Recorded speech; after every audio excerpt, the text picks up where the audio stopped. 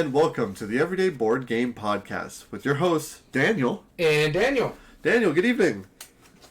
How's it going? We're actually keeping to a pretty tight schedule lately. I'm proud of us. And you jinxed us. We're ready. Now I've jinxed us. No, we have one more week to film before I take a break off. So we might film a couple episodes ahead of time. But yeah. Today's not one of those days. We have an action-packed episode. We have a lot that we're going to be talking about.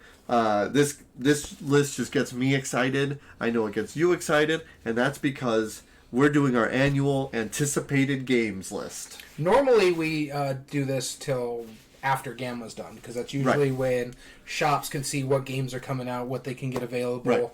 Right. However, they moved Gamma a month away, so it's in April now. So late April. So we're recording this in April, but that's because usually by now we just gotten back from Gamma. Right, exactly. So we would have had all like the impressive press, all the new details, and there's probably going to be still some, and we'll bring those up in a future episode. Like, because I mean, we were there last year, and we saw the fact that they were doing the meta unlocked games where you have not the Catan, the Ticket to Ride, the Pandemic, and Colt Express. No, it wouldn't be Colt Express. Ticket to Ride, Pandemic, and something else. Mysterium. Mysterium, yes. Still haven't played them yet. I'm kind of sad about that. I still haven't played my Star Wars one. I want to, but I haven't yet. Yeah. I would offer to play it with you, but I own a copy of it, so I'm so I make one of ours useless. Yeah, exactly. It's kind of pointless at that point. But no, we were scouring the internet. We found a lot of upcoming games. I've been keeping track of this list probably the past 2 months now. Same. And some of them I took off, some I added back on, some I completely changed for other games that got replaced. And we're going to be talking about those. Now, full disclosure on this list. First off, we have not played, nor do we know much about these games. We want to talk about our initial impressions, why we think that they're going to be... Why we have it on the list. Yep. I actually wrote some of the reasons why I have it on the list. Right, exactly. And my initial list, I think, had 28 games. My short list had 17. Yeah, so... and I have 11 extras. Don't worry. We're not going to get you through all of this. Yeah. Like, we see that. We're going to do our top 8, but we will talk about a little bit of... honorable mentions and why they fell off the list or whatever reason. Mm-hmm. And again, some of these games may already be already be released, and they're just either not available in America, or we haven't received them, or just whatever reason. It's just something that we're looking forward to. Every single one of the games that are on my list are either on pre-order, or some of them are waiting on Kickstarters. And then one of them, or two of them that I know for sure won't release till closer to Gen Con. Right. I think there's one on my list that is currently out. How's it going, Illuminous? And so, yeah, Santorini Deluxe. That does look cool. I was watching the video for the Pegasus Curse, or no, the solo campaign. Oh, okay. The puzzles. Yeah. Riddle of the Sphinx? I think it's that. No, wait, not Santorini, because it's Greek. Well, I know, but it was still it was something to that effect. Sphinx, yeah. No, Riddle of the Pegasus. Riddle of the Pegasus, that's what it was. I think. I don't remember. Illuminous is Sphinx. He's happy for it, so he should know. Alright, that's true. And I thought about putting that on my list, but for some reason turning an abstract strategy game into a puzzle just seemed odd to me, but who knows? There was in fact, there is 2 more games that I could add to this list. When I said it's 17, it could be 19, because I just found out about 2 of them today when I was sending them to the group chat. So actually, there's 3 of them, but one of them is just a redone. Yeah, a redo. Roxley games. Roxley's are really nice stuff. Yeah, I know. I just recently played Radlands, and it's Roxley knows their stuff. Yeah. With the exception, I think they printed one game that I was really not a fan of, but I forget which one it was. Oh, Roxley? Yeah.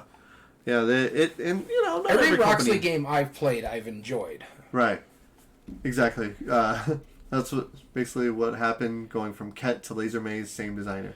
I didn't realize Ket and Laser Maze were this. Well, actually, yeah, they're pretty similar. Huh? Plastic cards, yeah, I don't mind it. Cool. So we're going to talk about our most anticipated games of the list.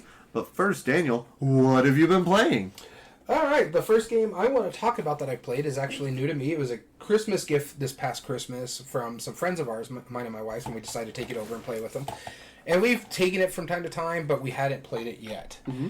But we finally decided to bust it out because it's a quick game. It's a real-time game. One of my wife's favorite hobbies is baking. And our couple friend, her husband is also really big into baking, and we all like a baking show called the Great British Bake Off. So they got us the game from Ravensburger, and it's a real-time baking game called the British Bake Off baking show game. Yeah, it's real-time. So it's a bit stressful. It's a fun game. I will say that. I did enjoy my time with it, and it probably did help with the company. But honestly, it's barely a game. Yeah. So what happens is you have to do it as the show. You have to bake 3 things based on what you're doing. We ended up doing, I think it was desserts. So we had to do... Well, I would assume so, yeah. Yeah, we had to... Well, no, because you can do breads. There's different bakes that you can do based on the show. Yeah. And so you have to do what they call the signature, the technical, and the showstopper. The signature is something that you're familiar with that you can bake at home that falls under the category. The technical is something that is a refined meal or thing, and then the showstopper is like those big wedding cake type stuff. Right. So that make that's why it's called the showstopper. And so this one you have the 3. So we did the desserts, and so you have to build the desserts in a certain way, but you have to be the first one to do it to get the most points because you can take the first one off. And if you're the last person, you can only ever use stuff that's in your what do they call the bench. Mm-hmm. So how this game works is you have... I don't know why you looked at me. I don't know. You have a deck of cards.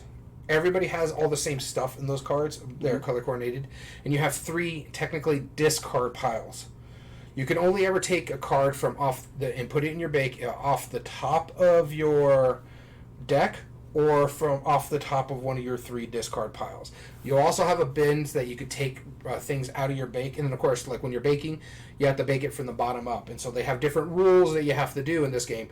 And so you're sitting there, you're flipping these cards, and you're trying to put the proper things to match the colors of the bake. So they say they have different rules. So, like, if it doesn't have a soggy bottom or it has at least a bottom or something like that, you get the lowest amount of points. If it has this without, like, say, a savory filling, then you'll get this point total. And if it meets everything possible, you'll get the highest point total, which is called the Hollywood Handshake, because that's the main guy. Paul Hollywood is the guy's name. So you're playing this and playing it, and you're doing the 3 times, and you're sitting there like, oh god, oh god, oh god. It's all beholden to how you shuffle your deck, because you're using the same deck every time you do one of these bakes. Yeah. So you need to match how it says. So it needs to be like 3 layers, or in the case of the first thing we had to do, it had to be 3 of exactly the same desserts. So we're baking like little cookies and stuff like that. So you're just putting the cards in the bake and you're building up and trying to get it perfect. First person to finish all of their things takes the highest point total for the time finish. However, then we have to go through the checklist to see if you're going to get the 2-pointer, the 5-pointer, or the 7-pointer. And it's fun. There is a little bit of a game there, but it was more of an activity because you're all beholden to the dice or the card flips, and then you're like, oh god, where's the things I need for me to do this dessert? And you're trying, like, for me, the way I did it, I just used the very top part of my bench for stuff that I didn't need. So basically, it was my trash pile. And then I would use the other 2 things for the things I need to put into my bake. That's pro strats right there. Boom, boom, move. And so, it was just... If the cards are like... They're like domino? No, they're like the bubblegum pack cards, just maybe a little bit wider. But, they're very thin, so they are falling over. It's a giant stack about like this, and they just kept falling over, and then your piles ended up getting mixed up because you're trying to do it so fast. There's a lot of flaws with it, but it's relatively inexpensive. If you're a fan of the show, you might enjoy it just because, especially if it's a group of people you like, you might enjoy it. But, I was okay with it. I liked it. I would play it again. I'm glad to own it, but it's not something I'm going to go out of my way to get. Speaking of baked goods, so like that's not a game, like I don't watch any of the shows. They don't interest me. Mm-hmm. And I don't particularly like cake, which you knew. Yeah. I'm not a fan of cake. My wife they had an Easter cake at our Easter the other day, and my wife threw me right under the bus. Right under the bus. Right there. You see that bus? Yeah. Right under it. Danny won't eat that. Yeah, no. I ate it out of guilt at that point, and I remind myself, like, it was a fine cake. It was delicious and stuff, but I just don't like cake. I like the pistachio ice cream way better. Oh, yeah. Ice cream's way better than cake. Let's give a shout-out real quick. Mario Fanatics, thanks for joining us. Illuminous, you too. And no, it's not Scout. He hasn't played Scout yet. That's my new, you need to play it. And Krebs Senate, thanks for joining us. So the first game I wanted to talk about was a game that you gave me permission to put on my list just right before we started filming. We finished playing the City series. Mm-hmm. We'll talk about the other one later. The City series of Stefan Feld. Yep. Sorry, I was thinking Phil Walker Hardy for some reason. Although we did finish playing that one too, the trilogy of Joey games. That's right. Yeah. But we played New York City, which is a remake of Rialto. Mm-hmm. This game is a very simple. There's 5 little bidding rounds. Each bidding round has a number of phases that you bid on those. Mm-hmm. Very simple idea that the actions that you draft at the beginning, that's what you can bid on. You can use a 2-for-1, or you can use some wilds. And basically you're just trying to bid. So let's say one thing, it's like I might want to get more skyscrapers because I'm about to build a bunch. So I might bid like 3, and if I'm the highest bidder, I get a bonus of normally 1 to whatever it is. Yeah. So if you bid 3, you get 4. Yeah, exactly, if you're the highest bidder. Yeah. And so when I play my actions down, you have the option to play your actions of the same type, and then so the mutual player, and we continue going, and then we decide whoever gets the highest one. Mm-hmm. Whoever is the highest, ties are broken by the press order track, which is another thing you could bid on. Yep. Which was what I ran with. I ran pure down the press track, and I think you almost caught up to me. Well, yeah, but I never bid on the press track. That's the thing, is like I had the end of round phase guy. Yes. If I paid him, depending on where I'm back without You got to move up. The number of your place position in the track order is how many you can move up. Yeah, so if you're 3rd place, you move 3 So, spaces. like, the first round, I was in 3rd place, so I moved up 3 and was, like, 1 or 2 steps behind you. Right, exactly. It was really close. Without ever bidding on the news track. Right, which is pretty impressive. And I like how you have all these different abilities. You have the different characters you could bid on, up to level 5 that you can get in. You have to get these skyscrapers to build on there. There's ways to throw in other skyscrapers based on the buildings. Simple points. It all worked really flawlessly. So a lot of people say that this is their least favorite of the group. I actually enjoyed it. I don't know why. Yeah, I mean, I don't know if it's my least favorite, but that's saying, like, I still very much enjoy this game. It's not my least favorite out of all the Stefan Felds we've played, out of the 4 City. I think for me, Amsterdam is my least favorite. I can understand that. I liked Amsterdam. I'm hard-pressed. I don't know. I liked them all pretty darn equally, except for there was one that was really phenomenal that we're going to be talking about later. But it was New York City. I very much enjoyed it. That was my first one I wanted to talk about. All right, the next one, or the next 2 I've talked about before, so I won't belabor the fact about them. The next one I did play recently. I just wanted to get to the table again, and it was at the same time when I was playing the Great British Bake Off. Right after that, I was like, no, let's bust this one out. I played Space again. Space! It is. Space in space! I really, really do love this game. It's so fun. I'm not sure. I don't think it ever made it like jumped out of my top 100 just because for lack of play. That's another reason why I wanted to get to the table again. And yeah, no, it's why it's a Machi Koro killer for me. It's why it does this. I want to get the expansions that you do Volume 1 and Volume 2. It's such a phenomenal game. It's real quick and simple. My wife ended up running away with it. It was funny because I had built my entire back row in a sense. Yeah. So from like my 7, my 9, my 10, my 11, and 12 were all going to hit for scoring. Didn't roll a single one of them. Especially, and here's the thing about it's amazing how that works. I had a 6.7. 7 statistically should be rolled. I didn't roll a single time when I got that card a 7. A single time. I'm like, how is this possible? Statistically, I should have hit it at least once. Right. It's the most common roll. Nope. I got 6. I got 8. Never a 7. It drove me insane. So I put one in 8. Never hit an 8 again. I was like, you've got to be kidding me. Everybody hit 8s elsewhere and 7s elsewhere. Well, I was getting my coins, no problem, but I wasn't hitting the points that I had in there. So I had to like pivot and ended up in last place because just my stuff wasn't like triggering when I needed them to trigger. That happens. But it's because of the dice rolls. Yep. But like I was looking down, I'm like, okay, I'm making some points now. I hit it a couple, like my 5 and 6 a couple times. It's like, all right, cool. I got about 20 points. I'm halfway there. My wife's sitting at 35. And she went in there on her turn. She had enough money. She went in there and bought, I think it was like the 7 card or something like that. Yep. Gave her 5 victory points. Yep. Hit 40. She was the last player. Ended the game. Yep. That's all it takes. Yeah. But yeah, I really do enjoy that one. For a game that's beholden to dice rolls, it's fun. Yeah. Yeah, because you can pull those silly shenanigans. Yeah. Like, dice rolls are not bad, and random is almost necessary in most games. And that just does it in a really fun... It's silly. It lets you feel clever for things that you normally wouldn't feel clever for. So it's a great design. I like it. Yes, 6 is the best because double sixes those are fine. However, when statistically you could get a 4 and a 3, a 5 and a 2, a 6 and a 1. Yeah, it's a 1 in 6 odds. Yeah, to get a 7, and I'm not hitting it at all. Right. Yep. But no, it was really good. It was funny because one of the first cards out was the I win card, and everybody would just tease the fact that they were going to take that card. Right. And not me. I said they're like, no, because I'm not going to roll a 12 for the life of me. That's silly. All right, so the next game I wanted to talk about was a new game that I just got. It's a cooperative dice game that I recently got a week and a half ago. And it has been one that has been on my kind of want list for a really long time. And it finally entered my collection because I was just lucky that there was a garage sale that happened to be selling about 50 games. And there was one that stuck out to me. I was like, if that's there, when I go, that's mine. I don't care how much it is. I need to buy it. And, yeah, that's true. 7 is normally the best if you have to use both dice. That's true. Mm-hmm. However, this game... speaking of rolling dice, this is called Roll for Adventure. Generic name, not that exciting of a theme. It's you're cooperatively just working in a fantasy world. However, every player has 5 dice that they use, and they all have your own character ability.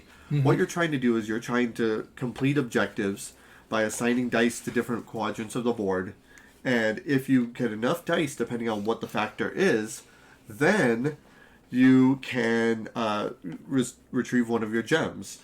And you can play anywhere from 5 to, I think, 8 gems, maybe 9, has different levels of difficulty. We played with 6 gems, because it was the next level up from the basic. Okay. And we're like, all right, let's give that a shot. We barely lost. It was really close. And the way it works is quite simple. One quadrant, so specifically you roll all of your dice at the beginning of your turn, and you choose one number, and you may place up to all of them of that number on that roll. So let's say I roll my 5 dice. It's a 1, 1, 1, 2, and a 3. I could either place my 2, my 3, or one of my 1, or my 3 ones, or 2 of my ones, or 1 of my 1. Okay. You pick one number, and you could put up to all of them that you rolled that turn. So how do each of the quadrants work? First, there's the number 1 section. It's the sand area, where you're putting ones down. And once you have 3 ones, then it moves to the next level. And once that second level has 3 ones, so technically 9 dice rolled ones, then that die is killed forever, but then you get one of your gems. Okay?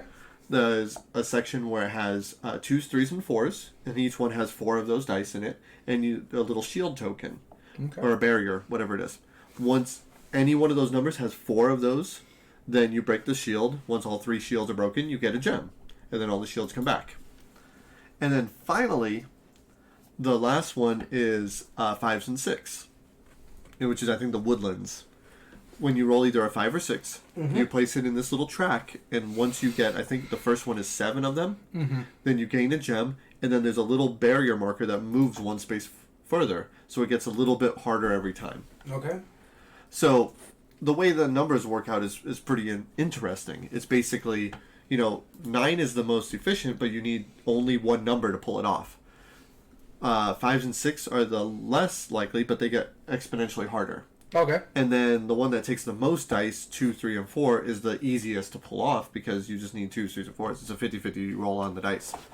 There's also a fourth section where you need to get all the numbers 1 through 6, and you can put in a single one of each number. And if you get 4 of those dice, you can opt to immediately trigger it and then take a gray die, which will be an additional die you can use. Or, if you go for 5, then you can kill a monster. And if you go for all 6 and you're able to pull it off, then you can reset one of those quadrants' life back to 0. Because the way you lose is quite simple. If any one of those quadrants, if their life goes all the way to the max, then it's game over. Okay. Okay. There's a really neat twist to this though. The monster deck, you pull one card at the end of every turn. They're numbered either 1, 2, or 3, and they have one of those 4 colors. Okay.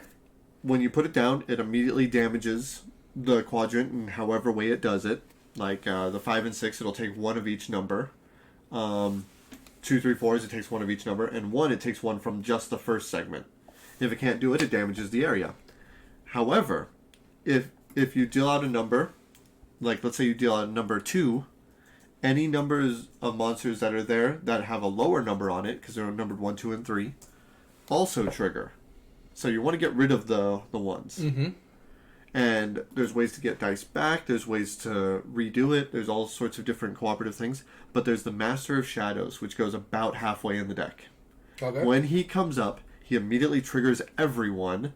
Then you roll a terrain die and he damages it again in that terrain, and then he gets shuffled in whatever cards are remaining in the deck. So the farther you go down the deck, the more you're going to see him. So first it's around halfway, and then next it's about half of that, then half of that. Yeah. To the point where eventually, if there's one card left, you're pulling him every turn. Yeah. It's gross. It's awesome. Brett J. Gilbert and Matthew Dunstan designed this. It is awesome. It's super full of tension. It works really well. The characters have their own fantasy abilities. There's like 10 characters you can choose from. Okay. There's other monsters like trolls and other things that you can add into it that'll trigger other things, other boss modes, double-sided boards so you can play on A and B side of each of those. Crazy amounts of replayability. I like it a lot. That is Roll for Adventure. I can't recommend it enough. Cool. And I just wanted to mention Corrupt Senate was talking about some games that he played. Tris Megatis was one of his most recent ones. Trismegistus. He crushed his wife, so she didn't like it. That's a killer for me. I just normally throw the first game, depending on what it is. And then he was talking about Revive, and so I had to look it up. And from what he's saying, and Revive from what I've looks seen cool. over here, it looks really good. Yeah, very pretty game. All right, so the next game I'm going to talk about is a time travel game. I mentioned it; it made it into my top 100. Something I wanted to get played again. I actually finally played it with 4 players. You should definitely play your copy of Roll for Adventure. What did you play for 4 players? Sorry. The Loop. The Loop. Yes, I've been hearing about this. I have played it again. I really, really enjoyed it. I like what it's doing. You're basically a group of time travelers who are working together to go up against your enemy, Dr. Foe, and his clones. And so what's going to happen is you're trying to get the clones into their actual space, and they just blow up. And you're trying to make sure he doesn't take over different areas of the space. You're playing cards out to remove cubes or use energy to help you move to different places. You all have asymmetric abilities. You have your own little thing. So like one of the characters, I think he's the Time Bandit is what it's called. Whenever you're dropping the Dr. Foe cubes, you can remove one of them by your choice. So that was her power.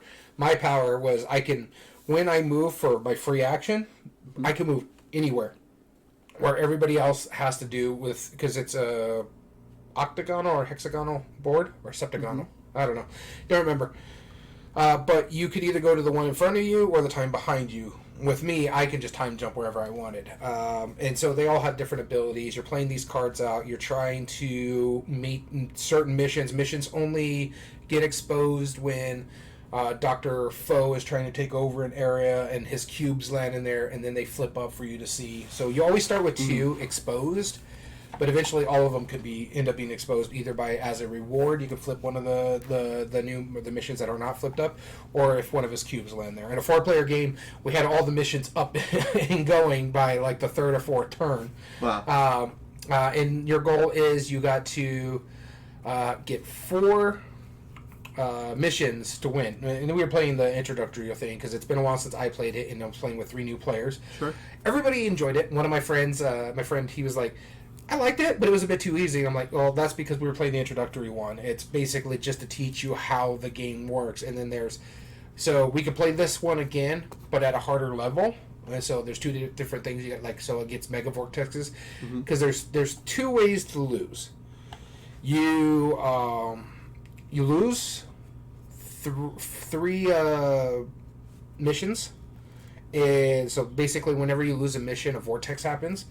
If you're ever supposed to get a fourth vortex, you lose the game.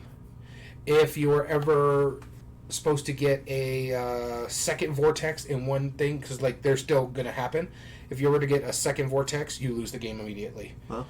In that same area. So that's the two ways. It plays really well. It's actually quite fun. And like I was saying in our past podcast before, Pandasaurus is just hitting on different levels how unique they are. This is a Pandasaurus game. We've played others. The skate one, what is it, Skate Summer? Yeah. Where it could play completely different than what we were expecting. And it's just, they're hitting really well for me. And now I realize how much I really do like the loop a lot. It's a phenomenal game. Fantastic. Cool. The next game I wanted to talk about was also a brand new game for me, but it was made in 2010. So it's a bit old. It was a card game that's quite simply one of the most intense card games I've ever played in my life. It is basically a tech tree the whole time. This is called Innovation by Carl Chudik. I've seen this one. Yes, I played it with our friend Jim. Okay. And this game has so much crazy shenanigans going for it that it's awesome. So you have these cards, and there's part of 10 different ages. Each age gets a little bit better because, of course, you start off in like the Stone Age, going all up to the Digital Age, and so it's just singular innovation. So the way this works, though, is that on your turn you're going to be either taking two actions. They could either be drawing a card, which is the next one up in your from whatever age you have played. So if I have a played age of like age 4, I can draw an age 4 card. However, if a deck is empty, you go up to the next one that is available. What an ugly cover! That is an ugly cover. I have the yellow cover, which actually the art is really quite nice. But so you draw up to the next age that's available. Simple. However, you can also play a card. You have 5 different colors, and once you play one of a color that you already have out, you put it over the top.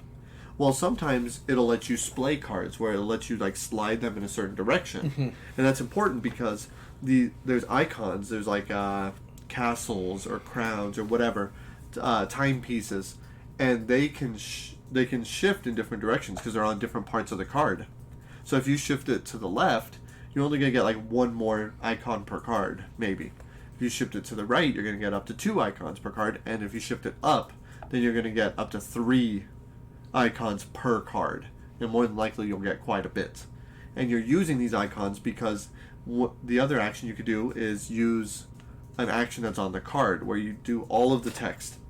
Now, some of them, it'll first do like, more often than not, it'll do like a cooperative thing, where anybody who has as many of the icons it's referencing, let's say castles, for example, towers, anybody who has equal to or more than the number I have also gets to take that same action. Okay. So it might say, it's like, oh, draw and play immediately a level 4 innovation. Okay. So I could do that, and if you had more towers than me, you could do that also.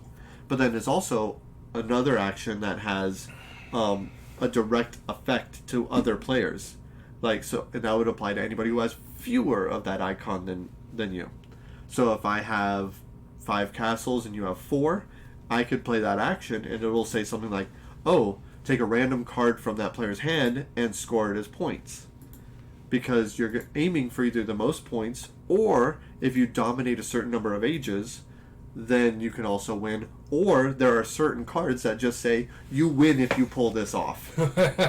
And some cards let you get dominations in like technology or mathematics or whatever like these little 5 extra ones are. Okay. It's crazy. There is so much going on it, but it's not a complicated game. It's actually, the rule book is maybe like 4 pages, 5 pages, something like that.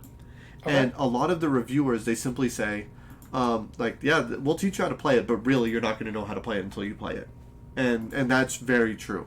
I think out of all of the games I've played recently, you would absolutely love this one. It looks interesting. It does some crazy, crazy stuff that I have not seen in almost any other game. Like, every card's different. It all works differently. It's just really neat how it is. And I understand exactly why this is ranked so high. Innovation. I couldn't be more happy that I played it. Cool. I mean, it looks interesting. The artwork's not all that great, but that's the Asmati version. I know it's the Asmati, and that Yeah. one is not a pretty version. I No. saw the cover for the yellow version. Yeah, I wonder if it has the art for the yellow version somewhere on here. Yeah, I mean, no, those ain't pretty. And that's just because for the longest time that's how they did it.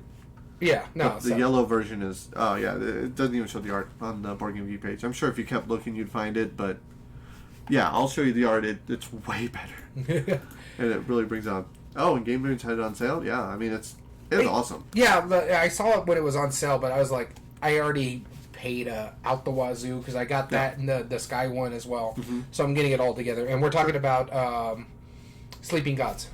Yeah. Oh, I see. All right, cool. But yeah, Innovation. That was my second last one. All right, my last one to talk about here is one that you kind of mentioned when we were talking about the Stefan Feld collection.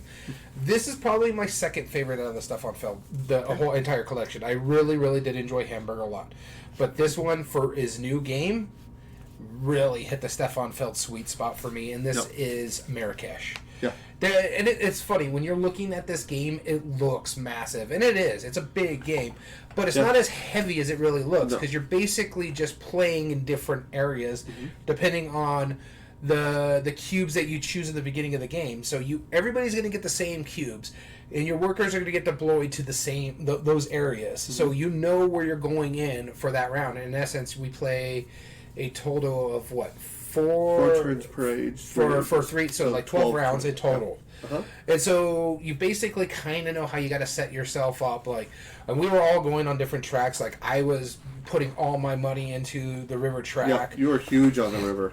Because it allowed me to go certain ways. Our buddy was going up on the double track where it's like you get the combos here and here. The Sultan or the Sultan track, the Palace track is what it's called, and the Moss track. He did both of those. Yeah, and he I was was running on focusing those. on the pink track. I was trying to really just fill in my stuff on my board.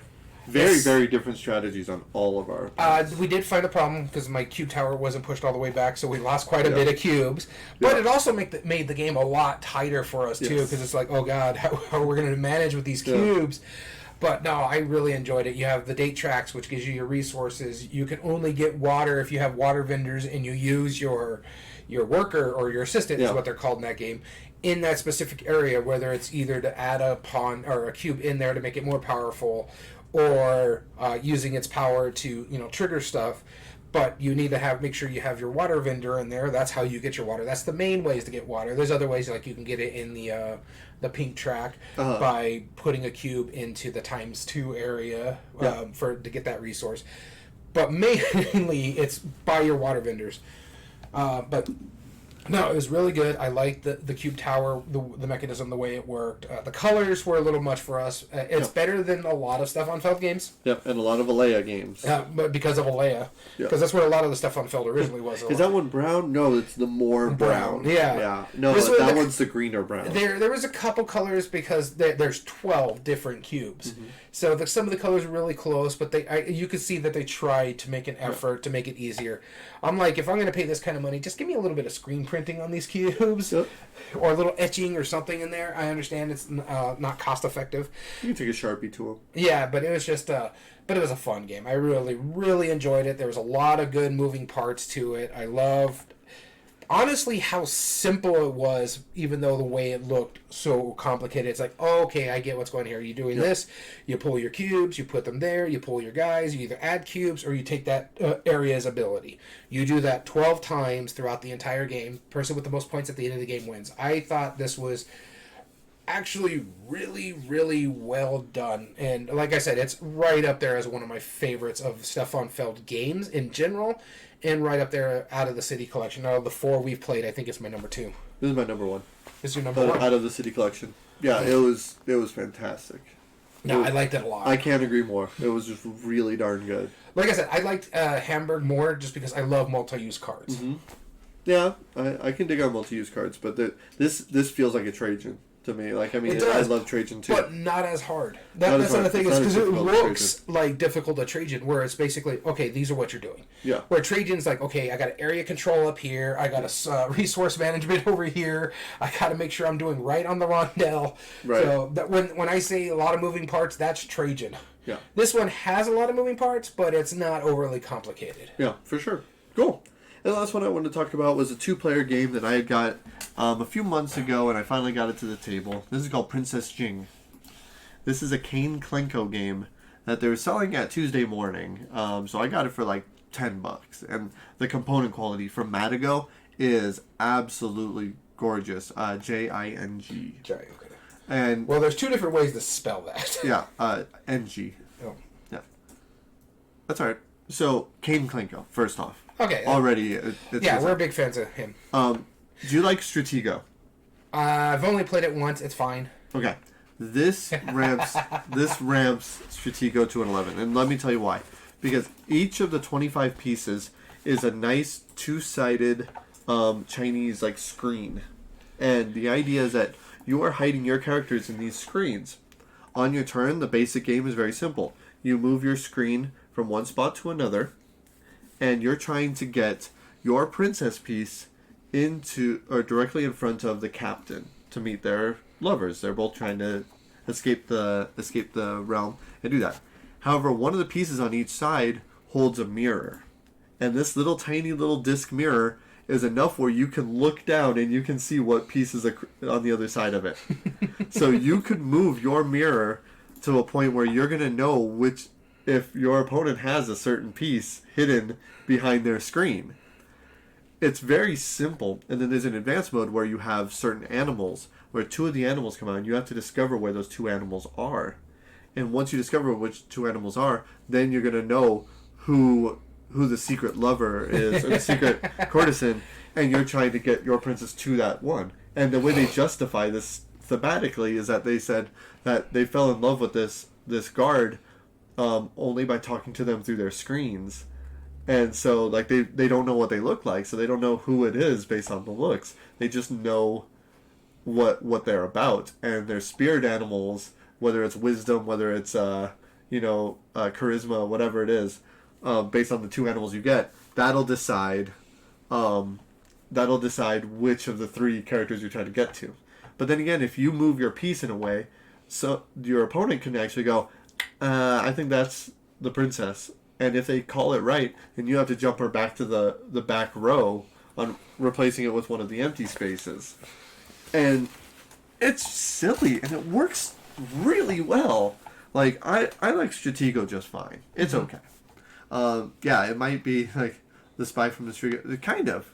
But the fact that you can like look at a little mirror and you actually straight up see it, and it works really well. It's like actually a really good detailed mirror. It's not like some chintzy thing. Like it. I mean, it's still a piece of plastic, but it's super reflective. I was genuinely impressed with it. The components are amazing, and it's like really inexpensive right now because it's being sold at like a discount store. Yeah, you found it Tuesday morning. I found it for like $10. And so speaking of Tuesday morning, this is fantastic. Did you hear a lot of them were shut down? Yes, I did. I'm very sad about that. We're keeping ours. Not ours. Thank goodness. I'm gonna go support them as much as I can. But yeah, all the ones in our sister city, El Paso. Just think about it. All this good stuff that we found in El Paso are probably going to get sent to this one. Let's hope. Let's hope. Because the El Paso one shut down. That would be fantastic. Yeah. That was the big one. No, I highly recommend this one. You should try it. Anybody who thought even Stratego was like, it was okay. I played it once. Try this. This is probably about 7 years ago or so. Yeah, forever and a half ago, right? Yeah. Yeah, and see, I'm the same mindset. Like, I think Stratego's okay. This is better. It was so long ago, our friend, because I played it against Gamehead Geek, he was in his old house. Oh, yeah. And I played it in his garage, so that's how long ago it was. Yeah. No, it's awesome. It's such a silly version of this game. Or, like, this game is just so cool. It does something totally different. And the screens, you keep them built. The insert is designed so you can keep them built throughout in between games. So once you build them, you're done, and it's really cool. High-end quality. It's super cool. So Princess Jing, I recommend it. So did you take a look at that game film they sent you, by the way? No. The Firefly one? The Firefly Collector's Edition? No, because I would honestly consider it if my Firefly wasn't signed by Alan. Well, I'm just saying you could buy the collector's edition. This way you can play that and just leave the signed one up there on the. No, all right. I'll just keep the signed one. No, but I'm saying you can keep the signed one in display purposes only and just play the collector's edition. That's fair. So you ready to get going in the anticipated Yes, list? let's talk about our anticipated list. So we're going to talk about the top 8 anticipated games coming in 2023 and or upcoming games for us whenever they come out. Mm-hmm. Hopefully they'll be coming out. But we also had some that got knocked off our list, and I wanted to give us a brief minute to talk about what they are and why. We're not going to go into huge detail on any of these. More of just like these are the ones that missed our radar. I wanted to mention something though real quick. Yes. I just bought a new game. Uh-oh. But it's an old game. Uh-oh. Wait. Huh? It's old. You bought a new game, but it's an old game? Yeah, so I've been looking for it a lot ever since we played Fleet. Oh. And so I was the like, dice game. Huh? Yeah, so there's a company called Game Steward. They do a lot of like the Kickstarter stuff. Yeah. So I found it. They had it on like 10% off. So it cost me $40 to get the Kickstarter exclusive Fleet dice game. So I'm like, okay, I'm looking forward to that. So when it comes in, we're probably gonna have to play it. Oh yeah. Another reason you need to play Innovation because it's super multi-use. Nice. Like all the cards are used in like 5 different ways. That's crazy. No, I'm just trying to find my short list of the anticipated. Okay, I'm good. All right. So we'll start off with this and then go from So are we there. doing the short list? The short list, yeah. The ones that did not make our list, and I'll be starting us off. Okay. So real quick, I have 8 that I'm just going to very quickly list. Tannis, Phil Walker Harding. That was on mine. The 2-player Phil Walker Harding. That was on my short list as well. There was a game called Mythwind, which is it's claimed to be like a super mega open world. Like you literally it's just a save state whenever you stop the game, and you just continue playing it no matter what you end up doing. So you can play it as long as you want, and stop whenever you want, and play throughout an entire campaign. It feels very like Skyrim-esque, so I wanted that on the list. Council of Shadows, very pretty game. That's really honestly why it was on my list. Tiles of the World. This is like your civilization tile building game. Okay. And I love tile laying games, so why not? Point City. That wasn't on my short list, but I thought about it. Yeah, it fell off it's on my short list just because it's already out. Yeah. So not a big deal. And there is one on here that's already out, but River Trek by Watzel Poag Games. Okay. I backed the Kickstarter, so I already know I'm probably going to like it from what I saw, and I'm just waiting to receive it. So it's less anticipated. Shadowgate, the Shadowgate board game. Not familiar with that one. I'm a huge Shadowgate fan. I used to play the video game. It's like a point-and-click puzzle game. Kind of like a Myst, except for like Game Boy and I'm familiar with that, yeah. Trick or Treat Studios is making this, and it has a high rating. Yeah. Ooh. 2023, yeah. Or 2022. That's why I didn't do it. It's because it's already out. Yeah. And the last one is Dreadful Meadows, which is kind of like it's a Halloween-themed resource management game. So you're building farms that'll like grow candy and that sounds and like pumpkins and like silly stuff, and it's super super Halloween. That's why it was on my list. But those are my short lists. I just wanted to go over real quick. All right, so I'm just cleaning up my short list here. This way I don't accidentally say what's on my list. Yep. First one on my list here is called Empire's End. Okay. It's a John DeClaire game. Mm-hmm. Looks really good. Don't know too much about it, but it intrigued me. I know it's recently on Kickstarter, or it's going on Kickstarter. I'm not sure. I just realized, I don't mean to interrupt you. Empire's End is awfully similar to another John DeClaire title, Last Kingdom. I mean, Empire's End, Last Kingdom, it's on brand. So you already mentioned it, Tannis. Yep. The 2-player Phil Walker Harding. Going along the lines with your Halloween game that you're talking about, this one is a Christmas game, but it's a reprinting of it, but it's by one of the better reprinting companies, Elf Creek Games. Okay. Santa's Workshop, Santa's second edition. Uh-huh. I do want to try that. You know, I'm a sucker for worker placement games. Yeah, I do. The next one here is an interesting one. I don't know a lot about it, but I love roll and writes. I like flip and writes. Well, this one is a call and write. It's called a call and write. So you got to call something and then write it down on your board. I don't know a lot about it. I'll look it up here. Huh. It's called Colorado. A call and write game. Looks really good. Here, and you get on my case for I don't puns like puns. that. No, it's literally called the state one, but it's a call and write. No, that's fine. Yeah. Spell. So it's kind of like Tiny Towns and how. In a sense, let's see. You spelled Colorado like.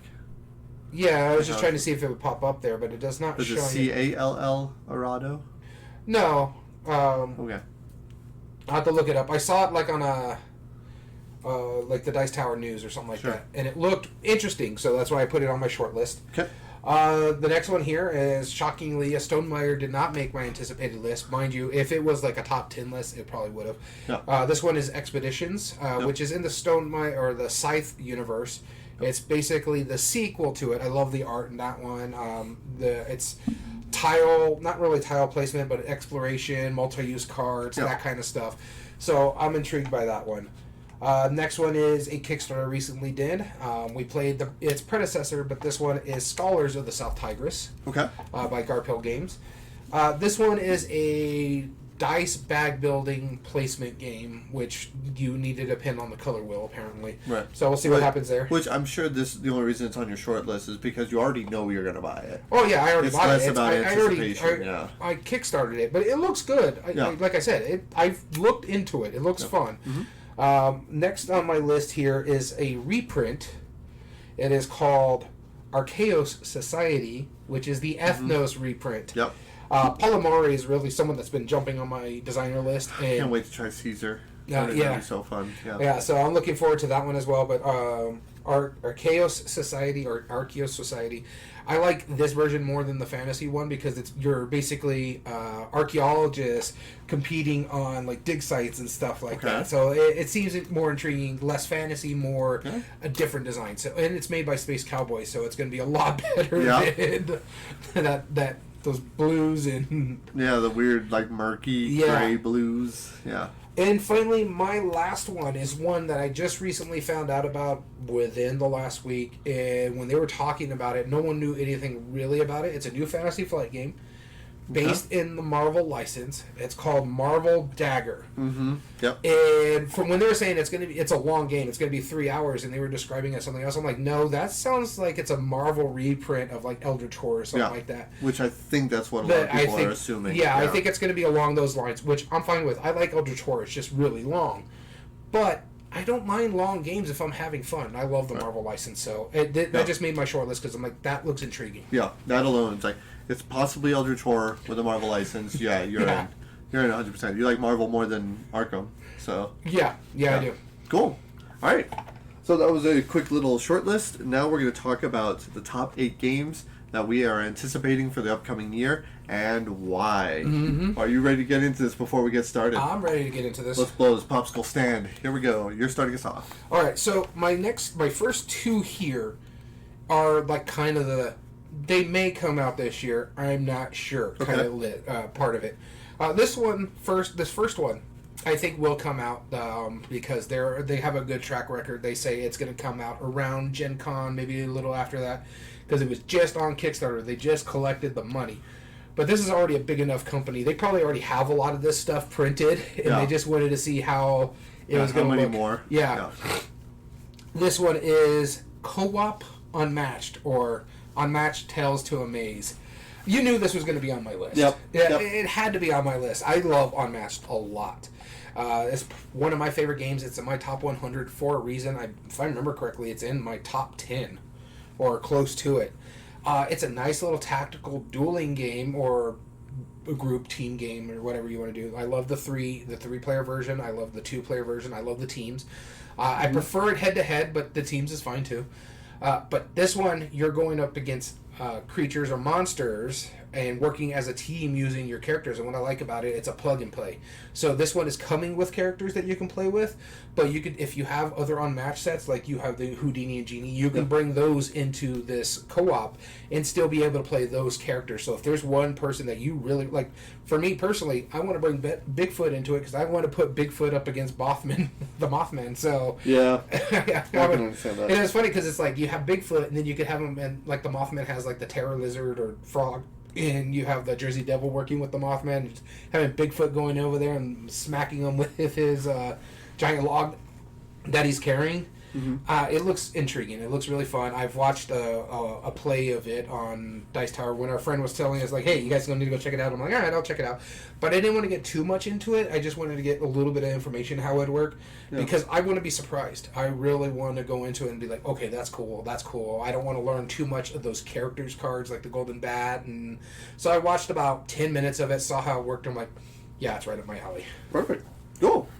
My number 8, and there's a reason it's number 8, because I'm excited for it, But this is also technically an expand-alone game. It's called Matrix, and without the I, Matrx. And I saw this. It is a GIF series game. Yeah, I saw this one. They have made a number of GIF series. That started with GIF. They've made 7 of them. And there was also a series called the GIF Project where they used the same ideas and they can use a lot of the same components. Well, this one specifically, the what makes it different than all the others is that it says it takes a little bit of like the movement from like Devon and like some of the others like Zertz and Yinch and all those. It takes little pieces from everything, which is why it's called Matrix. So it uses a lot of the same stuff. However, it can also, and this is the first time they've ever done this, be as an expansion to GIF itself, which is why it says Matrix GIF on it. So it can be played by itself using a lot of those different factors, or it can be used to expand GIF, which is already one. That's my fourth favorite of the GIF series out of all 7 of them. And yeah, I like those abstract strategies a lot, and I'm glad to see that they're still supporting it. And this is definitely a different twist on it. Other than that, I don't know much about it. I'm sure it uses discs of some kind and a weird hexagonal board. Because all of them do. So, I don't need to know much more than that. But I've never seen an expansion for any of these yet. So that's what makes this so intriguing to me. So that's my number 8. Matrix, or I guess it's Matrix GIF. Cool. Yeah. Flip the coin. Number 7. You'll be starting us off. All right, so my number 7 is the other one that I don't know if it's coming out this year. This one, I am on the GameFound version of it. It's saying around December, but this same company also said that for Paleo, and it ended up getting, or not Paleo, Endless Winter, and ended up getting pushed back. But oh man, the art on this one alone is the reason why I backed it. Oh yeah. Mm-hmm. And this is Unconscious Mind. It's got 2 of my favorite board game artists, Vincent Dutray and Andrew Bosley. Yep. This is during the world of Freud, where you're delving into people's dreams and minds and stuff like that, and trying to find. And then so Andrew Bosley does like the mind art in a sense when you're going through it, and Vincent Dutray does all the real world type art. And I just love the way this game looks. Which is such a cool idea, having 2 very different artists do different parts of it. Like, that's really cool. Yeah, so you have, like, drafting in it. There's programmable movement. There's just so many mechanisms in this game. That's why it's, like, it's also another reason why it's further back on the list. I'm looking forward to it, but just by researching it and looking at it, this is going to be a heavy, heavy game. But it looks so gorgeous. Look at this table eater right here. Yeah. Looks heavy. So, but yeah, and it's on a lot of people's anticipated list, so I don't want to go too much into it because everybody knows. We're trying to bring you stuff that you don't know yet. But yeah, no, but the fact that it's Vincent Dutray and Andrew Bosley is what got it on my radar and what made me go like, you know what, I have this extra like $200 that I can spend. Mm-hmm. I'm just gonna back this. I late pledged to this one, and I got pretty much everything I wanted off of it. Cool, awesome.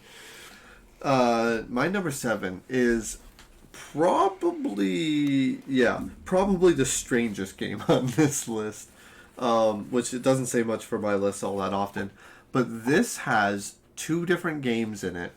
I forget the designer. I remember it's a pretty well-known designer, but this is called Circles, and the way it works, it's a dexterity game where you are it's basically a roulette wheel. You spin this metal ball around a little felt circle around the board that's Thomas Singh. Yeah, it's a designer of The Crew. Okay. And so you spin this ball around this circle, and it's like a roulette-based thing on one side of the board, and I think you're trying to control certain areas based on what you roll. I don't know much about it, but the other side is a Western theme, and you're kind of like building paths between the different spots on the board. It's super weird. I know very little about it. I mean, the description says right here, basically just, that's exactly what it is. So it's basically 2 games with different... Right, yeah. Double-sided game board. Says both being driven by the same mechanism. One side you delve into the Wild West, mine gold and silver, fight bandits, fulfill your dream of owning your own ranch. Like, weird stuff. Yeah.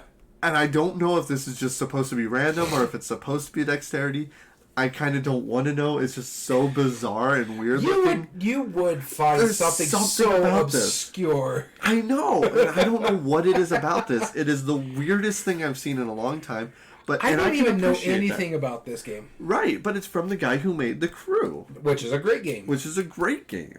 And so, if he could take a classic trick-taking game and turn it co-op and make it really cool, he could probably do something cool with roulette, honestly. Yeah. So, yeah. I'm curious to see what it is. Circles, that's my number 7. All right, moving to our number 8. All right. 6s. Number 6 is, always start yourself.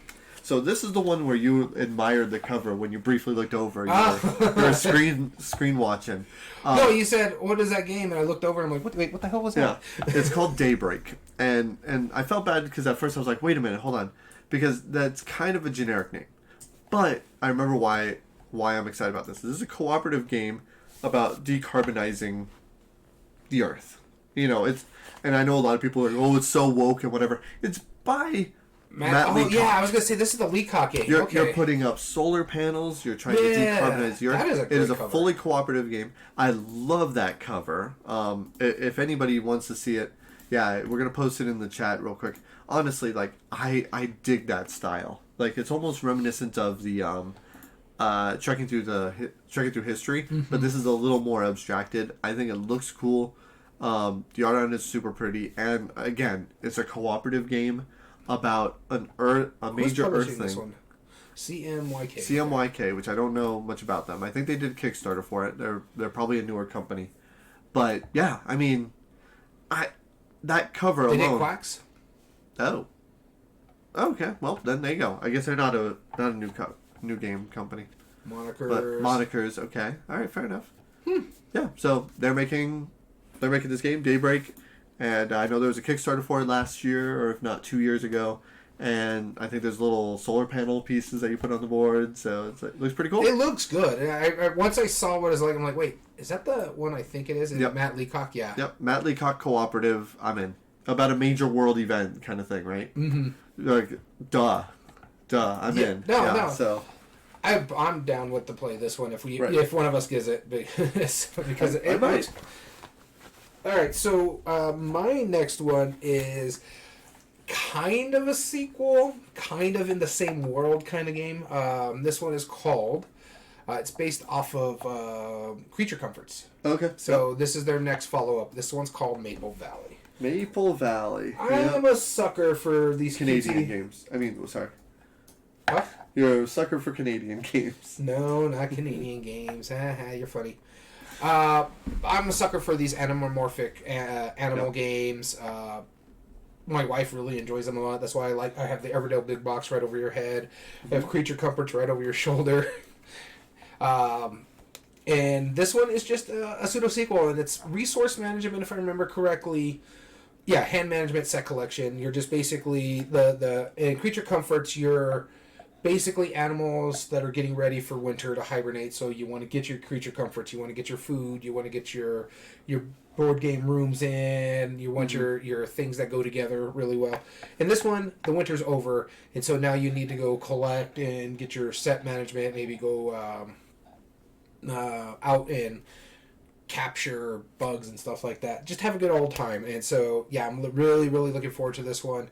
Not much more I can say about it because I backed it and I forgot about it in a sense. So I am excited for it. It's getting closer and closer for distribution because I did kickstart it. And so I keep getting all the updates and I'm looking at it and I love the art. The art is just adorable. Yeah. Yeah, the anthropomorphic creatures, and those are even more adorable than most. Yeah, exactly. So, the artist is Shauna J.C. Tinney. So, if you're into kids table board games or anything like that, I think you should look into this. You should at least try Creature Comforts. It's a really good game. I love the differences with it. So, yeah, I'm looking forward to this one. Go. All right, off to our number 5s. Starting with me, huh? Mm-hmm. So, speaking of animals, this is another one, but these are not anamorphic. This one is about breeding foxes. This is actually based on something historically, but they changed it because that was a very, interesting theme because it's called the Fox Experiment. Yep. So they were breeding foxes to farm them for their fur, and this is the historical part of it. This one is more you're breeding foxes to make them pets. So you're trying to get desirable traits, Yep. and you keep some, and you're trying to breed them. So you get the mom and the dad to try to breed in a new trait into this the offspring, and then you're trying to collect the offspring and breed desirable traits into them to get the most points to get the most desirable foxes, in a sense. It looks really good. Again, Pandasaurus. That's one of the reasons why I was like, okay, I looked into the Kickstarter. And then I saw it was designed by Elizabeth Hardgrave, who designed Wingspan. And I'm like, all right. And then I watched a live playthrough while it was live on Kickstarter. And I'm like, well, now I have to back it because it looks really good. It's inexpensive. I think it was like $60. It's going to be $60 retail. So it's going to be your average game price. You have like some really nice engraved dice if you did the Kickstarter stuff. You'll get I don't know if it's plastic or winning resources, but there is a reason to kickstart it, but the retail version is just going to be just as nice. The artwork is really, really nice looking. I'm looking forward to it. It's actually, I just finished stuff out, so I'm assuming they're getting ready to get things going, so probably around Gen Con time I should pick up this game. Cool. Awesome. This game, my number 5, is the game that I know the least about because I just saw it announced like maybe last week or 2 weeks ago. But, you know, this designer might ring a bell. Kane Klinko. I've already talked about one of his games, and this is the newest one from him. It's called Nanatuck. Nanatuck. I know how to spell that one. Yeah, I believe that's it. I didn't see it on Board Game Geek. Or Nanu, maybe? That's fine. I could do this. Yeah. Anyway, it's Kane Klinko. Basically, the idea is you are working to basically climb a mountain or try to get like either into the mountain or not get stuck into this frozen ice mountain. And the idea is that you are, and again, I know very little about it. You're climbing up this mountain that is eventually getting more and more frozen over, and your characters, I think, can get stuck in the ice. Mm-hmm. I don't know if it's going to have a 3D board. Kind of sounded like it from the description. But, yeah, who knows? You might want to sort it by year. Yeah, I just realized that when I hit that. Yeah, Nanatuck. Yeah. Or Nunatak. Nunatak. Yeah. No, Temple of Ice. Yeah. I just recently saw this. I think it was like on a Dice Tower news segment or something like that. Yes. Yep. Yeah. This one looks really good. Yeah. Carve a step pyramid from the ice and rise high in points. Yeah. Okay. I mean, that's the tag stuff. The Ice Temple. Cosmos. Yep, from Cosmos. So they make good quality stuff. Mm-hmm. I mean, it's from a designer I like. I don't know much about it, but just that idea, premise. Hold on. Building an ice pyramid. Oh my God, he's making a second game that doesn't have real time. Yeah, hey, he makes plenty of games that don't have real time. I know. Dead Men Tell No Tales. Dead Men Tell No Tales. That's by far my favorite Kane Klinko, and as much as I like Fuse and Flatline. Yeah, no, this is it looks awesome. So, I mean, again, Kane Klinko is one of those designers where he always seems to do stuff that is completely out of the box, and I tend to appreciate his designs, whether they end up being good games or not. I tend to really appreciate that he's trying to do something that, like, some designers are stuck in a rut where they make, like, just really good, or not even stuck in a rut, but, like, they're doing the same thing, and they know how to do it really well. Like, Matt Leacock, he's really good about, like, co-op games. This is your number 5? This is my number 5. Okay, yeah. And there's a lot of designers that do, like, similar things that really kind of do what they do really well. Yeah. He is one that, like, every game he comes out with is just a new, weird, bizarre idea, and he makes a game out of it. Yeah. So I like that. Nunatak is my number 5. All right. Number 4. All right. My number 4 is a abstract strategy game. This is the one that's already out, and I don't own it yet. I don't know if it's available in the United States or not yet, because it would be coming through a company called Hachette, and I don't know if they have too much distribution here in America yet. But it is a game called Quawale, Qawale. And this is part of the Q series from Gigamic.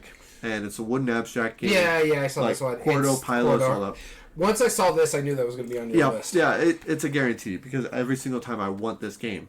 And the way it works is you and one other player, you have 2 different colored stones that are flat rock stones, and there's a third stone color that goes in the corner. On your turn, I believe you either place a stone or topple it, or you might be doing both. But the way it works is simply, if I have a stack of 3 stones, I'm going to be putting them, like picking all but one up and then dropping it down and then setting it aside, setting it aside, setting it aside. And then all you're trying to do is connect opposite sides together. Okay. If you're the first to do that, it works. It reminds me a lot of TAC, the old James Ernest, Patrick Rothfuss abstract strategy game. And I like that one too, but there's something about the simplicity of the GIF series that I really appreciate more than all the others. And I'm a sucker for everything. If GIFs comes out with an abstract strategy, which they only do about once a year, maybe once every 2 years, I gotta buy it. Yeah. Last one was Squadro, and I really liked it. Or there might have been a different one, but it was along that same line. It was a different one. It had different shapes and stuff. But either way, yeah, that I can't say more about it. 2-player abstract strategy, second one on my list. I mean, that's what I do. Yeah, that's what you do. Yeah, number 4. So going along the lines of what you do, this is something I always do. This is actually a Kickstarter from one of my favorite companies, one of my favorite designers, and one of my favorite worlds, the world of Ulos. Which is in the role player. This is called Dawn of Ulos. This is the newest game out of the Thunderworks line. It should be coming out this year. That's what it says. And it looks like everything... It looks like, again, this one is going to not kickstart, but be around Gen Con time. So July, August is where it's sitting right now. Yeah. So we'll see what happens. This is an interesting thing about this one is because it's a lot... I've heard people talking about it, that it's Acquire. And I'm not a huge fan of Acquire, but it intrigues me. Acquire intrigues me for what it does. But this one, you don't have that penalization where you're growing your company and someone just forces a merger and you end up losing all your stocks and you basically get screwed. Mind you, that's a game from the 1960s. It's not quite what happens, but yeah. Well, it's happened to me like the 2 times I played it. Yeah, so. I mean, it's tough. So, but this one has other stuff like that where you're also trying to appease the gods, and that's the stock market, is you're trying to build up a territory and appease the gods to get the favor and stuff like that. But there's territory building, there card play, conflict resolution is what I'm saying here. So I know you have an hand management as well, and the investment is what I was telling you about. Yeah. So they're saying this is a Ulo's kind of acquire. But it seemed interesting enough, and it's Ulo's game, so I'm going to give it the hope that I'm going to enjoy this a lot. It looks good. The art is along the Ulos line, or anything that's like role player line. All the art pretty much matches. This is the game that you're supposed to be creating the world that role player is based out of. So. Yeah. I find it intriguing because you have like your different factions. You have like the Frogkin, the I forget what the penguin group is called. But yeah, so it seems really good. It seems very intriguing. It's right up my line because I love a lot of this stuff except for the stock market manipulation stuff. So we'll see what happens. Yeah, maybe you'll like this one. Maybe this will be the exception. And maybe this will be the exception, yeah. Cool. Number 3. All right, is that me? Yeah. So now my number 3 is an interesting one because this is the newest game I found out about, and I think I only found out about it last Wednesday. Oh, wow. Okay. Or so. And it's just because I saw, again, I watch a lot of the Dice Hour news. It's the best, really one of the best places to get like what's coming out, or watches played Cult of the News. Yeah. I watch both of those. Those are the 2 that I watch religiously just to get all the information. When I saw this announced, I was like, oh. So I haven't played any of the other games in this line except for the very first one, and I really do enjoy the very first one. This is a crossroad game by Plaid Hat. This one is called Freelancer. Mm-hmm. What intrigued me about this one, not just the fact that it's a crossroads game, which is fine. I had Gen 7 and I just never played it. The rules look too complicated. I do want to play, what is it, the Muddy Waters, or there's a pirate one that's in the crossroad lines too. Yeah. This one though is a Forgotten Waters. Forgotten Waters, yeah. Yes. This one is a post-apocalyptic fantasy game. The art is phenomenal. Just by that cover, I was like, okay, I'm in. I do want to try this one a lot. This looked really, really good. So just by the art and just by the fact that it's a Crossroad Games, and from what they were saying, because Forgotten Waters apparently is a really good game, that and I still want to try it. But this one, just that art, that cover just pulled me in. Cool. Awesome.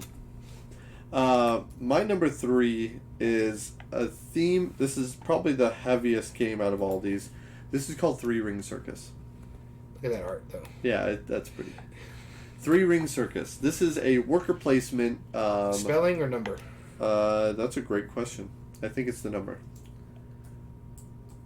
And we'll find out real quick. Yeah, Three Ring Circus. So this is a worker placement circus building game where you. First off, I love the. I saw this. Cover. This is Devere, isn't it? Mm-hmm. Yep. So you are traveling around Europe trying to build up, or maybe the U.S. actually.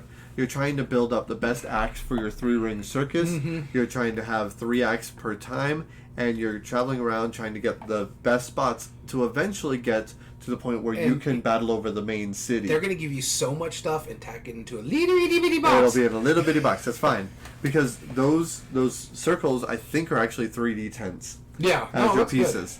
Good.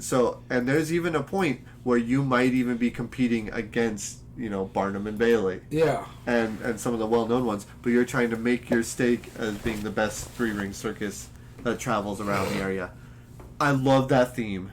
That is great. That is a very intriguing theme. Devere's been popping lately. I ain't going to have clowns in my circus, though. Screw that. That's fine. Yeah, I'll take all your clowns. I'm the one who's going to win by not being all clownophobic. I don't mind. You're not going to win with just nothing but clowns. Yeah. There's a lot more people that hate clowns. That's fine. But that doesn't mean that in the board game they're going to mind it. We'll find out. No, I love that premise. I love the theme. That cover is fantastic. It's so good. Yeah, it is a really good cover. Yeah. I mean, it's popping. It has people doing acrobats. It has magicians. In the turbans, the standard old school magicians. And it's almost old school looking art too. Yeah, absolutely. It looks like one of those posters that you would throw on for a circus. Yeah, in the 1950s and stuff like that. Absolutely. So, but notice no clowns on the cover because they're smart. There's a clown right there. It's on the bottom right. That's just a picture. That's like a poster in a sense. Yeah, of a clown. But it's not like an actual right. It's not clown. one of the main performers. Yeah, right? But that's totally a clown though. Say what you will, that's still a clown. I'll just put a sticker over that. That's fine. Okay. A little demo but the thing is, I'm not afraid of clowns. I just don't like them. Yeah, that's fine. It's not like if they come up to me, I'll run away. If they come up to me, I'm going to deck them. A number of years ago, there was an interesting statistic that there was a children's hospital that pulled over 100 different kids, so that way they could figure out what they want to put on the walls because they were about to decorate. Oh, God. So they pulled over 100 kids, and 100% of them said no clowns. Every kid said absolutely no clowns. Well, I'm sorry. My parents used to stay at Circus when they went to Vegas. Yep. So I seen pictures of the room with the clown borders at night. My dad's like, no. They've remade it. Apparently, it's less clowny from the inside. But but I was like, no, I'm good. No, and they showed me pictures of it. I'm like, oh God, how did you sleep at night? He's like, I didn't do it very well. Waking up, I don't know, waking up in a cold sweat. But no, I love this theme. I can't wait to try it. That one looks pretty good. Yeah, that alone, on the theming and the basic overview of how the mechanisms work, I was in. I was hooked. Right, so Three Ring Circus is my number 3. So my next 2 here, I know very little about, but there's certain reasons why it's on here. These next 2 are based on some of my favorite IPs, so these are IP-based games. Okay. The first one I'm going to talk about, my number 2, is made by one of my... Actually, both of them are some of my favorite designers, but this one more so because I love a lot of the work he's done. He's a friend of the podcast. He has been on here. His name is Rob Davio. Oh, okay. This one is not going to Kickstarter. It's not being made by Restoration Games. It's a game that he did with Simon. Oh, okay. And this is called Stranger Things. It's based on the Stranger Things IP. And again, I know nothing about it. They If haven't there's released. one person who's like almost a shoe-in that he'll make a good IP game, It's Rob Davi. Rob Davi. But the thing is, I know nothing about this game. I don't know how it's going to work. I just know it's based off the Stranger Things IP. They announced it last year around the summertime, and they're only now just starting to release information.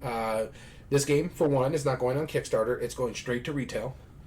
Number two, it's going to be around Gen Con time is when they're going to release it. Now, I can look up, see if there's any information on Board Game Geek, but honestly, I do not know what... so yeah, see, look at... They don't even have it on here, the 20... wait. I think this is it, right here. Upside Down is what it's called. Yep. Great cover. And it's basically, it's a good cover. Because it actually shows, like, the kids on top and then the Mind Flayer underneath. And it looks really, really good. I'm a big fan of the show. I know you're not a huge fan of it. Yeah, that's fine. But I'll watch it. I think it's amazing. So let's see. It doesn't even give you, like, what the mechanism are in it. It just basically tells you this is a game based off of Stranger Things, the TV show. Yep. Players take on the role of the kids of Hawkins who are trying to stop the operatives of the Hawkins National Laboratory and the evils from the Upside Down. Players must work together to clear stacks of tokens before times run out. The game offers 2 seasons of play, so basically, from what I'm understanding there, it's the first 2 seasons of Stranger Things. And it sounds kind of like an Eldritch Horror, like an game where you're having to clear stuff off and wins, but I'm intrigued by it. I do really, really enjoy the TV show. I'm a huge fan of Rob Davio. Like, I've liked a lot of his games, whether it's stuff that he's worked on restoration or just some of his designs like Cthulhu Death May Die. Yeah. So I'm intrigued by this one. But like I said, I really know nothing about this game. Even the description on this tells us nothing on this game. We know it's Stranger Things. That's about it. All right. My number 2 is also an IP game. Kind of. It is IP in the fact that it was Disney themed. This is Walt Disney Animated from Funko Games. I forgot about this one. Yes. This would have made my short list. Cause yeah, this looks really good. It looks really good. And it's right at that weight where Funko really just kind of knocks it out of the park when it is. It's like a mid-weight game. Well, not Funko. Prospero Hall. Prospero Hall. Yes, Prospero Hall. Yes. And it says that on the cover. So the idea is you are trying to create 5 different of the classic, like, 90s Renaissance Disney movies. Yes. Right? I know, like, Aladdin, I believe, is one of them. Lion King, I think, was another. Lion King, yeah. So you're trying to do these, and I believe it comes with clear, transparent cards as you're overlaying the scenes, and you're building these. However, the villains from the animated shows, so like Jafar, Scar, whatever, are actively working against you to making those movies. It's such a weird meta concept. I looked... Yeah, where you're laying down basically stills of the I'm buying this game show. regardless because it looks really good. Yeah, I mean, I don't need to say more than that. I like Prospero Hall. I like what they do with Disney. Funko Games does good stuff, and this is such a cool premise that I think it's going to be it'd be really good. And the thing is, most of these Funko games you can find like in Target and stuff like that, so they're not going to be expensive. I'm going to say if this comes out, it's probably going to be about $30-$40. Yep, probably. Yeah, probably. And with clear, transparent cards, probably great components. They do good stuff. So, really, I mean, I can't not put this on my list. I remember seeing this, and I was like, I should put that on my list because I was keeping my list on my phone, and my phone was charging the other room, and I'm like, you just forgot. I just forgot. And then when you mentioned it, I'm like, oh, this would have totally been on my short list at least. Yeah, at least. Yeah, it looks awesome. It looks really, really good. So hopefully that'll be out soon because I definitely want to play it. Honestly, knowing Funko and them, especially if it's going into Target, it's going to be in Target probably about either July or August because they have like different. So they always do their board games in sets. So they either have them like May, June, and then the others are July, August. So they sweep stuff out and bring stuff in. Because that's usually where I like to go to Target. When I like to go to Target, course, right? Yeah. When the sales are going on. That's right. And now for our number 1 most anticipated games of the year. Here we go. Starting with me. I'm so tired of... And this one, I told you, and you should know what this one is. This is based off one of my favorite video games of all time. And this is also based off of one of my favorite, cleanest designers that I've ever seen. He's made some of the biggest, grandiose games so simple. And this is Emerson Matsuuchi. Ooh, okay. And this game is called Persona 5. Yep, Persona 5, yeah. I believe this is coming from Pandasaurus as well. Probably. Yes, it is. So, like I said, I don't know a lot of this game. I don't even think it's on here. So, but it's a card game, if I remember correctly, or at least a board game with Emerson Matsuuchi as a designer who's done games like Century Spice Road or Gollum Edition, Spectre Ops from Plaid Hat, where you have a hidden betrayer or a hidden movement game. Mm-hmm. He's done Foundations of Rome, which is like this big giant game with bingo in a sense. It's like, okay, I'm gonna bid and take that one, and I'm gonna put it over here in my C2. Yep. So, but I really do enjoy this designer, and I really enjoy this IP. I like so much so, and the publisher too. Yeah, and the publisher too. So I'm really looking forward to this one. In fact, I'm trying to find if it has any information on Board Game Geek right now for see if anything even for me. Right. Because look at that. Look at those designs, man. Century Spice Road, Spectre Ops, Reef, Foundations of Rome. This guy every single one of those games that I have played, I've thoroughly enjoyed. So, yep. I'm just gonna have to do this, huh? Probably. But other than that, we'll get back to mine. So, just because I want to see if there's any information. So go ahead, do your number one. Sounds good. My number one is quite simply, this is also the second game from the same designer on my list. And this game wasn't technically announced.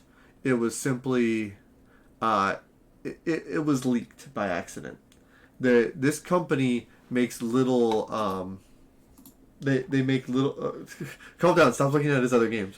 They don't even have it on it. Oh, he did her story? Yeah, I guess so. Anyway, so this game is the fourth in the trilogy, and this publisher, they print out little categories or little catalogs. Mm-hmm. Are you okay? Did you have a heart attack? Yeah. No, I see it. We'll talk about that after. That's now number one for you. Close to. Oh no, that makes so much sense. But go ahead. Yeah. So, anyway, taking away from my number one, let me tell you. You see how it is? Yep. This company makes catalogs that they include in all their games of other games that they've made, and I guess they had one ready to print, and it got leaked somehow on the internet. So this game was not announced, but I think they might have confirmed it later. You'll probably see it again. This is the fourth of a series of cooperative games. First you started in the island, then you went to the desert, then you went to the sky, now you're in the jungle. Yeah, I figured this would be your list. Jungle. I didn't know it would be number one. Oh, 100%. I like all three of the games before it. They're fantastic. The designer's awesome. Gamewright makes amazing stuff. There is no reason this shouldn't be on my list. There's nothing about it that tells me I wouldn't want to see it. So the fact that this got released accidentally to be talked about, I feel a little bit bad about. But as soon as I heard about it, they already started talking about it. Yeah. So. As soon as I heard about it, I'm like, oh my gosh. So yeah, this Pandasaurus. I know nothing about it other than the fact that if this just follows anywhere in the lines, and this, like, I'm sure this is gonna be tile laying probably as you're expanding out, because he described it as the three was gonna be the first one is your tiles are going away, the second one is your tiles are shifting around, the third one is you are building your tiles. So I don't know how the tiles are gonna work on this one. So maybe a combination of those before. I don't know. Either way, I don't care.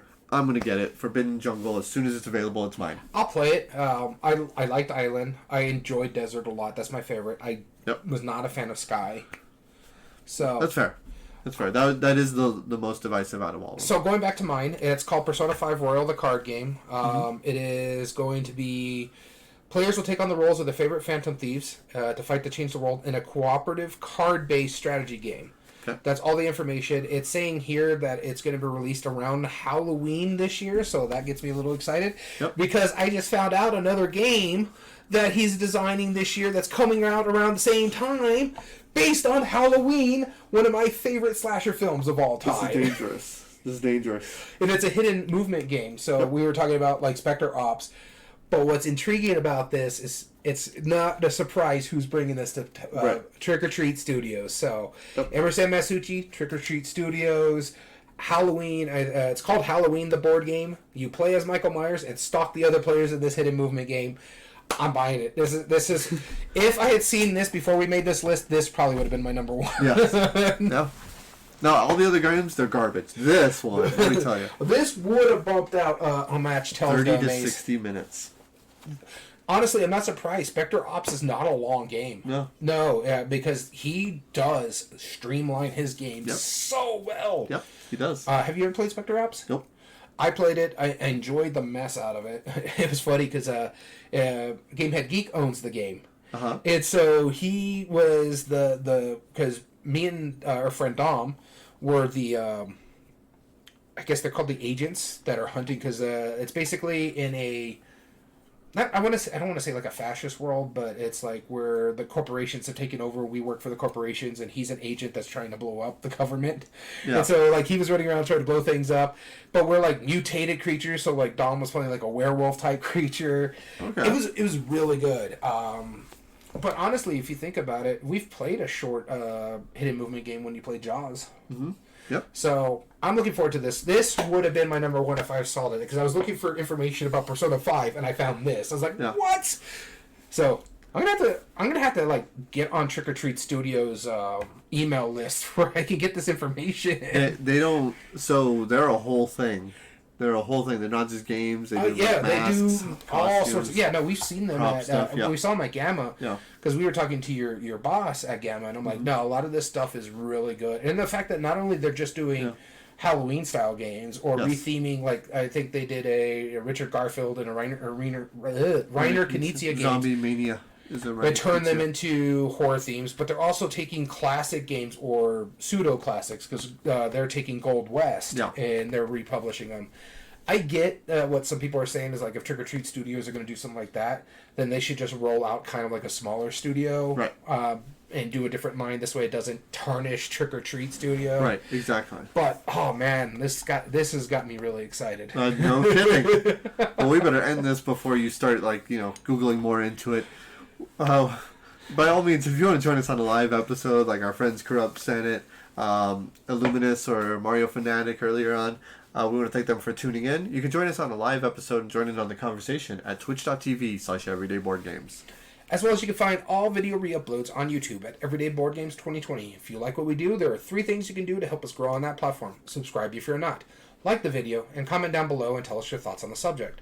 As well as all audio versions can be found on most podcast platforms under Everyday Board Games Podcast. This includes Spotify, Google, Amazon Music, and Podbean.